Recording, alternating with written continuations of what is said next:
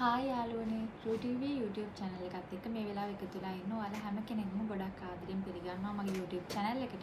තාමත් ඔයා RooTV මගේ YouTube channel එක subscribe කරේ නැත්නම් subscribe කරන්න කියලා ආදරෙන් ඉල්ලනවා. ඒ වගේම පහලින් තියෙන bell icon එකත් click කරන්න අමතක කරන්න එපා. එතකොට මගේ අලුතෙන් එන videos ඔයාලට ඉක්මනින්ම බලන්නත් පුළුවන්. ඒ මතක් කිරීමත් එක්ක අද මම ඔයාලට කියලා දෙන්න යන්නේ glass bottle එකකින් අපිට කරගන්න පුළුවන් ලස්සන නිර්මාණයක් ගැන.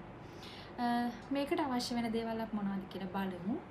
ඔයාලට අවශ්‍ය වෙනවා මෙන්න මේ වගේ glass bottle එකක්. ඔයාලා ගෙදර අයින් කරන ඕනම glass bottle එකක් ඔයාලට මේකට ගන්න පුළුවන්. මේ වගේම එකක් වෙන්න ඕනේ නැහැ.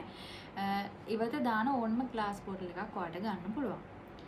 ඒ වගේම මෙන්න මේ වගේ කෝඩ් නූලක් තමයි මම පාවිච්චි කරන්නේ. ඔයාලට මේක ඕනම පාටක නූලක් පාවිච්චි කරන්න පුළුවන්. ඒ වගේම කතුරක් අපිට අවශ්‍ය වෙනවා. ඒ වගේම ගම් අවශ්‍ය වෙනවා. මෙතන glue gun එක පාවිච්චි කරන්නේ. ඒත් ඔයාලට glue gun එකක් නැත්නම් සාමාන්‍ය ගම් උනත් පාවිච්චි කරන්න පුළුවන්.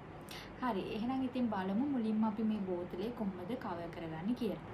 හරි. මුලින්ම ඔයා කරන්න ඕනේ බෝතල් එකේ මේ උඩම ලයින් එකට මේ විදිහට ගම් ගන්න.